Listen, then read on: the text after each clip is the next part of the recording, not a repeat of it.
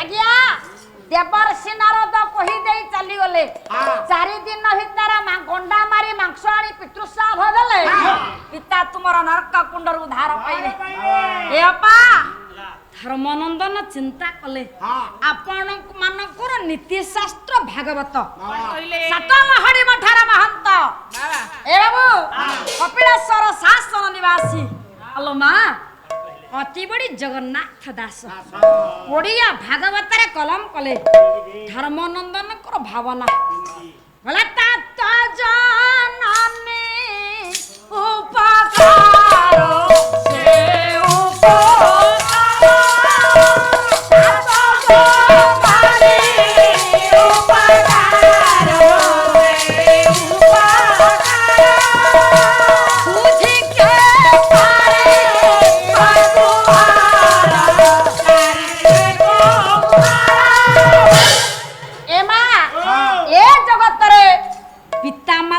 ऋण पुआ झील मैंने सुझी पारती ना स्वयं बाबू पिता माता ऋण तुम सुझी पार सोसाइटी लोन करते मो बापा 40,000 जमी बिक्री कर 10 गुंडू 60,000 40,000 टंका लोन सुझी गला 20,000 टंका मो सासू कति पठेदेली फोन पे देख ये तो जगिया पुआ बापा ऋण करथिला 60,000 माल 10 गुंठू जमी बिकिला ये पुआ बापार जमी की बिकी बापा ऋण सुझिला कुछ कौन करना मो बापा ऋण सुझी दे मला पर से जमी मोर ना बापार अछि ये आज काली का पुआ खाली कहउछनी बापा जो जमी बार रखे खाली मोह नार कर दे मरे जाता बापा मला पर से जमी मोर ना ये खाली बापा मां कर मरण चाहुछंती हो गया काली के आलोचना करबा या ऊपर तेणु भनरे धर्मानंदन युधिष्ठिर चिंता कले बोले ये जगत रे पिता माता करुणा पुआ छे माने माल सुछि पारंती नाही पिता माता जीवन यौवन तिला तिला दहन करी पुत्र संतान पालन करिछंती कोन पई ना भविष्यत रे पिंडदान मुक्ति पाइबा कवि कालिदास लिखिले बोला दारा प्रयोजन पुत्र पुत्र पिंड प्रयोजन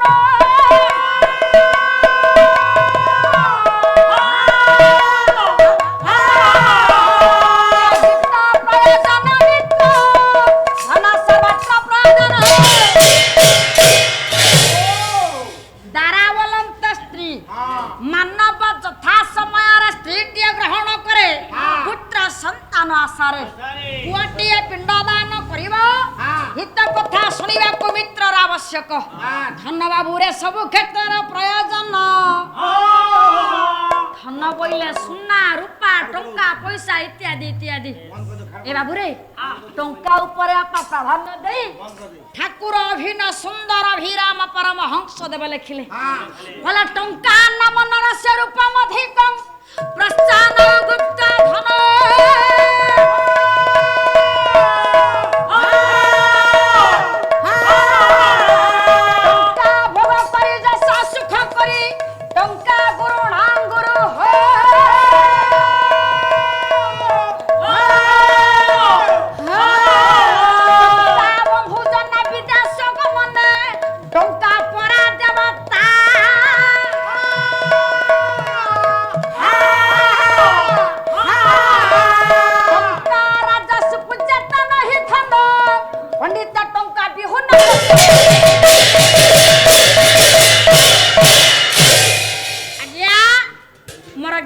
कदम्ब बापा टंकाटा ये भली जिनिस पदटिए हिंदी साहित्य माल मन पड़े कौन माँ आदि पुरुषु जबी पुरुषु बाबू पुरुषु राम पैसा ज्ञान करे काम जहाँ पाखरे टंका पैसा नहीं समाज रे आबे जाबे भाषा सुनिबा को पड़ी थाए बापा जहाँ पाखरे टंका अछि से जब निच कूल जन्म होता है वर्तमान समाज उच्च आसन पाए समस्त आज्ञा धनी थिया व्यक्ति मानक जय गान करती आपणकर गोटे शास्त्र संस्कृत साहित्य बोला धन निष्कुलिना कुलिना भवंती धनैरा पद मानव उद्धरंती धन क्षपरा बंधव नास्ति लोके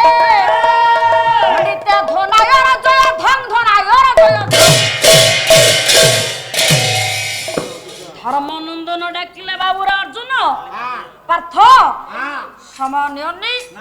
ତମ ଛଡା ଏ କାମ ଆଉ କେହି କରିପାରିବେନି। नहीं ଯାଅ ଜଙ୍ଗଲକୁ 4 ଦିନ ଭିତରେ ଗଣ୍ଡା ମାରି ମାଂସ ଆଣିଲେ ପିତୃ ଶ୍ରାଦ୍ଧ ଦିଆଯିବ। बाबा ଜ୍ୟେଷ୍ଠ ଭ୍ରାତାଙ୍କୁ ବାପା କଥା ଦେଇ ଏ ମା ଆଜ୍ଞା ପ୍ରଣାମ ଜଣାଇ କାନ୍ଧରେ ଧନୁ ତୀର ପକାଇ ବାହାରି ପଡ଼ିଲେ।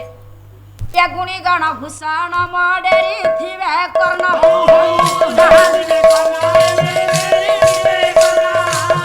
ଯାହା ଯାହା କାଲୋ ମାନ ହୁଏ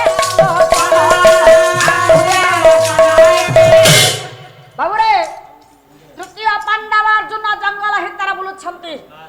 ଜଙ୍ଗଲର ସଭାଟା କେମିତି ହେଇଛି? ଯାଜପୁର ଜିଲ୍ଲା କବି ହେଲେ ମାଧବାନନ୍ଦ ମିଶ୍ର କହିଲେ ମହାଘୋର ବନ ପଶିବାକୁ ଯହି ଡରନ୍ତି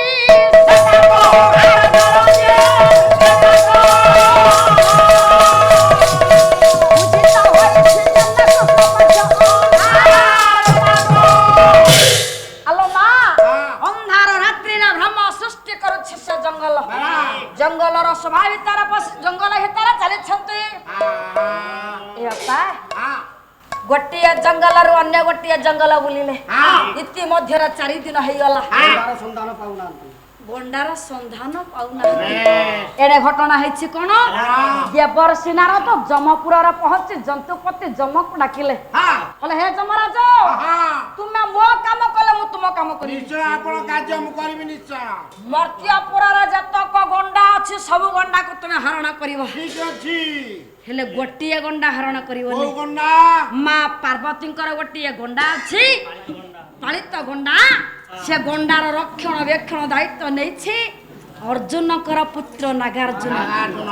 ଅର୍ଜୁନ ଏତେବେଳେ ସମସ୍ତ ଗଣ୍ଡା ଖୋଜି ଖୋଜି କୋଉଠି ନ ପାଇବେ ସର୍ବଶେଷରେ ସେଇ ଗଣ୍ଡାକୁ ବଧ କରିବେ। ଉଭୟଙ୍କ ଭିତରେ ଯୁଦ୍ଧ ହବ। ହରିହରଙ୍କର ମିଳନ ହବ। ହରିହରଙ୍କର ମିଳନ ହେଲେ ତୁମେ କଷ୍ଟ ବ୍ୟାଧିରୁ ମୁକ୍ତ ପାଇବ। ହେ ଏଣେ ଘଟଣା ହେଇଛି କଣ ନା ଜନ୍ତୁପତି ଯମରାଜଙ୍କ କଥା ଅନୁସାରେ ସମସ୍ତ ଗଣ୍ଡାକୁ ହରଣ କରି ନେଇ ଆସିଲେ ଯମରାଜ। ଅର୍ଜୁନ ଜଙ୍ଗଲରେ ଖୋଜୁଛନ୍ତି ପାଉନାହାନ୍ତି। ଇତିମଧ୍ୟରେ 4 ଦିନ ବିତିଗଲା। ମନ ଭିତରେ ଆଶା ଆକାଂକ୍ଷା ସବୁ ମନ ଭିତରେ ରହିଲା। ଅର୍ଜୁନ ଭାବୁଛନ୍ତି ମୋ ଭାଇଙ୍କ କଥା ମୁଁ ରଖିପାରିଲିନି, ବାପାଙ୍କୁ ମୁଁ ଉଦ୍ଧାର କରିପାରିବିନି। ଆଜି ମିଳି ଗଙ୍ଗା କୂଳ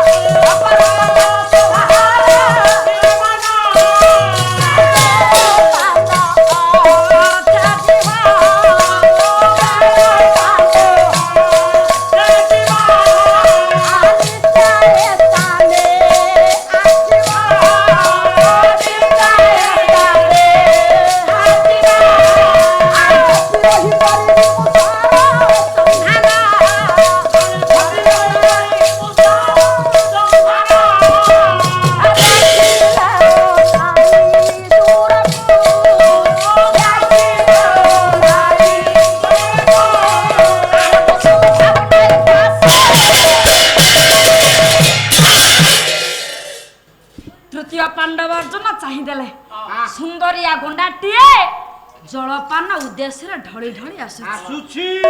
ଜୟ ବାବୁ ସୁବର୍ଣ୍ଣ ସୁଯୋଗ ଚିନ୍ତା କଲେ ଅର୍ଜୁନ କଲେ ବର୍ତ୍ତମାନ ସୁବର୍ଣ୍ଣ ସୁଯୋଗ। କଣ କରିବି ନା ଇଏ ଗଣ୍ଡାକୁ ଛାଡ଼ିଲେ ଆଉ ଗଣ୍ଡା ମିଳିବନି।